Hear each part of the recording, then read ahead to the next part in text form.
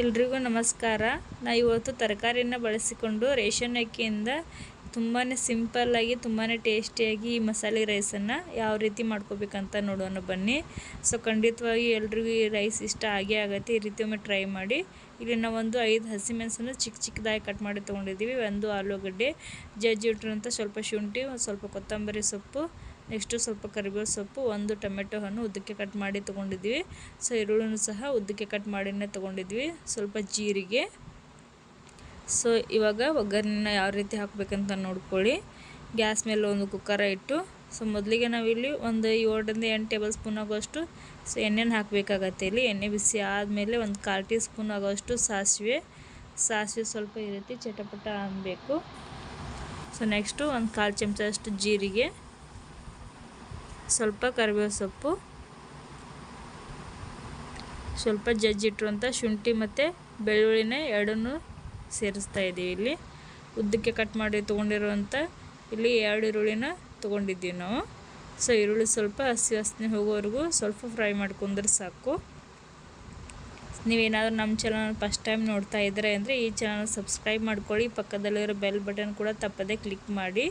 ನಮ್ಮ ವಿಡಿಯೋ ಎಲ್ಲ ನಿಮಗೆ ನೋಟಿಫಿಕೇಷನ್ ಬರುತ್ತೆ. ಸೊ ನೆಕ್ಸ್ಟು ಹಸಿಮೆಣಸನ್ನು ಸೇರಿಸ್ತಾ ಇದ್ದೀವಿ ಅದಕ್ಕೇ. ಆಮೇಲೆ ಒಂದು ಟೊಮೆಟೊ ಹಣ್ಣು, ಒಂದು ಆಲೂಗಡ್ಡೆ, ನೀವಿಲ್ಲಿ ಬೀನ್ಸು ಕ್ಯಾರೆಟ್ ಇದ್ದರೂ ಸಹ ಯೂಸ್ ಮಾಡ್ಕೋಬೋದು. ಸೊ ತರಕಾರಿ ಸ್ವಲ್ಪ ಚೆನ್ನಾಗಿ ಫ್ರೈ ಮಾಡ್ಕೊಳ್ಳಿ. ಸೊ ಇಲ್ಲಿ ಸ್ವಲ್ಪ ಜೀರಿಗೆನ ತರಿತರಿಯಾಗಿ ಜಜ್ಜಿ ತೊಗೊಂಡಿದ್ದೀವಿ. ಸೊ ನೋಡಿ, ತರಕಾರಿ ಚೆನ್ನಾಗಿ ಫ್ರೈ ಆದ ನಂತರ ಇಲ್ಲಿ 1 ಟೇಬಲ್ ಸ್ಪೂನ್ ಆಗೋಷ್ಟು ಕಡಲೆ ಬೀಜ ಅಂದರೆ ಶೇಂಗಾ ಬೀಜನ ಯೂಸ್ ಮಾಡ್ತಾಯಿದ್ದೀವಿ. 1.5 ಟೇಬಲ್ ಸ್ಪೂನ್ ಆಗೋಷ್ಟು ತೊಗರಿಬೇಳೆನ ಯೂಸ್ ಮಾಡ್ತಾಯಿದ್ದೀವಿ. 2 ದಾಲ್ಚಿನ್ನಿ, 4ರಿಂದ 5 ಲವಂಗ.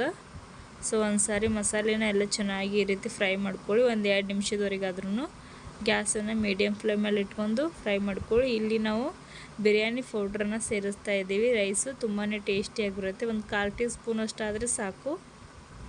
ಸೊ ನೆಕ್ಸ್ಟ್ ಇಲ್ಲಿ ಮತ್ತು ರೈಸ್ ಮಸಾಲವನ್ನು ಸಹ 1 ಚಿಟಿಕೆದಷ್ಟು ಯೂಸ್ ಮಾಡ್ತಾಯಿದ್ದೀವಿ. ಸೊ ಒಂದು ಸಾರಿ ಚೆನ್ನಾಗಿ ಮಿಕ್ಸ್ ಮಾಡಿ. ನೋಡಿ, ಇಲ್ಲಿ ತರಕಾರಿ ಎಲ್ಲ ಚೆನ್ನಾಗಿ ಫ್ರೈ ಆಗ್ತಾಯಿದೆ. ಸ್ವಲ್ಪ 1/4 ಟೀ ಸ್ಪೂನ್ ಆಗೋಷ್ಟು ಅರಿಶಿನ ಪೌಡ್ರನ್ನ ಆ್ಯಡ್ ಮಾಡ್ತಾಯಿದ್ದೀವಿ ಇದಕ್ಕೆ. ಆಮೇಲೆ ಈ ರೀತಿ ಮಿಕ್ಸ್ ಮಾಡಿ. ಸೊ ನೋಡಿ ತರಕಾರಿ ಎಷ್ಟು ಚೆನ್ನಾಗಿ ಫ್ರೈ ಆಗಿದೆ ಅಂತ. ಈ ರೈಸ್ ಮಾಡಲಿಕ್ಕೆ ಎಣ್ಣೆ ಸ್ವಲ್ಪ ಜಾಸ್ತಿನೇ ಯೂಸ್ ಮಾಡಿ. ರೈಸು ತುಂಬಾ ಟೇಸ್ಟಿಯಾಗಿ ಬರುತ್ತೆ. ನೆಕ್ಸ್ಟು ಸ್ವಲ್ಪ ಇಲ್ಲಿ ಕೊಬ್ಬರಿನ ತುರಿದಿರೋಂಥ ಕೊಬ್ಬರಿ ಪುಡಿನೇ ಆ್ಯಡ್ ಮಾಡ್ತಾಯಿದ್ವಿ. 2 ಚಮಚ ಆಗೋಷ್ಟು. ಬೇಕಿದ್ರೆ ಯೂಸ್ ಮಾಡ್ಕೊಳ್ಳಿ, ಬೇಡ ಅಂದರೆ ಸ್ಕಿಪ್ ಕೂಡ ಮಾಡ್ಕೋಬೋದು. ಇಲ್ಲಿ ನಾವು ಲೋಟದಲ್ಲಿ 1.5 ಚರಿಗೆ ಆಗೋಷ್ಟು ನೀರನ್ನು ಸೇರಿಸ್ತಾ ಇದ್ದೀವಿ. ನಾವಿಲ್ಲಿ ಸಣ್ಣ ಲೋಟದಲ್ಲಿ 1.5 ಗ್ಲಾಸ್ ಆಗೋಷ್ಟು ರೈಸನ್ನು ತೊಗೊಂಡಿದ್ದೀವಿ. ಅದೇ ಗ್ಲಾಸಲ್ಲೇ ಟೋಟಲಾಗಿನೇ 4 ಗ್ಲಾಸ್ ಆಗೋಷ್ಟು ನೀರನ್ನು ಸೇರಿಸ್ತಾ ಇದ್ದೀವಿ. ನೆಕ್ಸ್ಟು ಸ್ವಲ್ಪ ಕೊತ್ತಂಬರಿ ಸೊಪ್ಪು. ಸೊ ಆಮೇಲೆ ಚೆನ್ನಾಗಿ ಮಿಕ್ಸ್ ಮಾಡ್ಕೋಬೇಕಾಗತ್ತೆ. ಇಲ್ಲಿ ರುಚಿಗೆ ತಕ್ಕಷ್ಟು ಉಪ್ಪನ್ನು ಸೇರಿಸ್ತಾ ಇದ್ದೀವಿ. ನೋಡಿ, ರುಚಿಗೆ ತಕ್ಕಷ್ಟು ಉಪ್ಪನ್ನು ನೋಡ್ಕೊಂಡ್ಬಿಟ್ಟು ಯೂಸ್ ಮಾಡ್ಕೊಳ್ಳಿ. ಇಲ್ಲಿ ರೈಸನ್ನು ಚೆನ್ನಾಗಿ 1.5 ಲೋಟ ಆಗೋತ್ತು ರೈಸನ್ನು ಚೆನ್ನಾಗಿ ವಾಶ್ ಮಾಡಿ ತೊಗೊಂಡಿದ್ದೀವಿ. 2 ಟೈಮ್ಸನ್ನು ವಾಶ್ ಮಾಡ್ಕೊಳ್ಳಿ.